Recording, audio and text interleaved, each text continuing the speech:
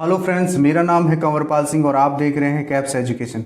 और दोस्तों, आज हम चर्चा करने वाले हैं टॉप 10 हिस्ट्री के ऐसे क्वेश्चन जो अक्सर कॉम्पिटिटिव एग्जाम में पूछे जाते हैं, चाहे वह यूपीएससी हो, नेट हो, जेआरएफ हो, एसएससी, सीजीएल, स्कूल लेक्चर या कोई अदर कॉम्पिटिटिव एग्जाम हो।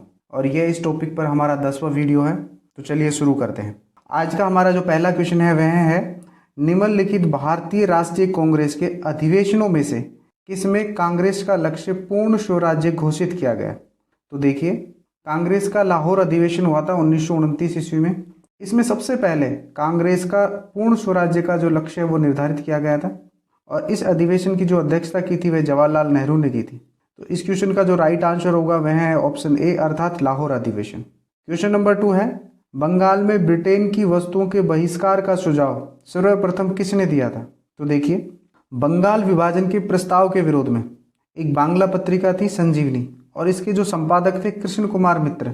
इन्होंने अपनी पत्रिका के 13 जुलाई 1905 के अंक में सबसे पहले ये सुझाव दिया कि लोगों को ब्रिटिश माल का बहिष्कार करना चाहिए। तो इस क्वेश्चन का जो राइट आंसर होगा वह है ऑप्शन बी, अर्थात कृष्ण कुमार मित्र। क्वेश्चन नंबर 3 है, निम्नलिखित भारतीय राष्ट्रीय कांग्रेस के किस अधिवेशन में सुभाष चंद्र बोस दूसरी बार अध्यक्ष चुने गए। तो देखिए, सुभाष चंद्र बोस है जो सबसे पहली बार कांग्रेस के अध्यक्ष चुने गए थे 1938 ईस्वी में कांग्रेस के हरिपुरा अधिवेशन में, और दूसरी बार इन्होंने गांधी जी के पसंद के उम्मीदवार पट्टाभी सीतारामैया को परास्त कर अध्यक्ष चुने गए 1939 ईस्वी में त्रिपुरी अधिवेशन में। गांधी जी ने पट्टाभी सीतारामैया की हार को अपनी हार बताया, इसलिए सुभाष चंद्र बोस ने कांग्रेस के अध्यक्ष पद से इस्तीफा दे दिया और उनके स्थान पर डॉक्टर राजेंद्र प्रसाद को कांग्रेस का अध्यक्ष बनाया गया। तो इस क्वेश्चन का जो राइट आंसर होगा वह है ऑप्शन सी, अर्थात त्रिपुरी अधिवेशन। क्वेश्चन नंबर 4 है, निम्नलिखित में से किसने 1872 ईस्वी में नेटिव मैरिज एक्ट को पारित कराने में महत्वपूर्ण भूमिका निभाई थी। देखिए, नेटिव मैरिज एक्ट है 1872 ईस्वी में पारित हुआ था और उसमें जो सबसे अधिक महत्वपूर्ण भूमिका निभाई थी वह निभाई थी केशव चंद्र सेन ने। तो इस क्वेश्चन का जो राइट आंसर होगा वह है ऑप्शन सी, अर्थात केशव चंद्र सेन। क्वेश्चन नंबर 5 है, 1857 ईस्वी के निम्नलिखित क्रांतिकारियों में से किसका वास्तविक नाम रामचंद्र पांडुरंग था।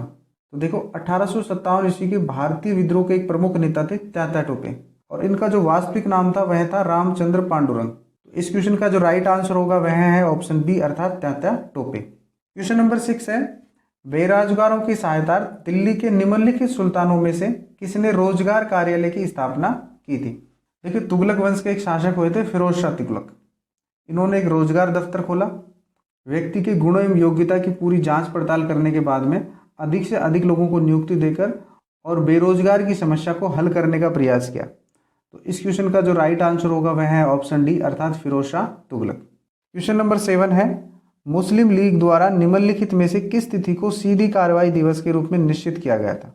तो देखिए, 16 अगस्त 1946 ईस्वी को मुस्लिम लीग ने सीधी कार्रवाई दिवस की शुरुआत की थी और इसका जो प्रमुख लक्ष्य था यह था सांप्रदायिक दंगे फैलाना, आतंक का माहौल बनाकर यह सिद्ध करना कि हिंदू मुसलमान एक साथ नहीं रह सकते। तो इस क्वेश्चन का जो राइट आंसर होगा वह है ऑप्शन बी, अर्थात 16 अगस्त 1946।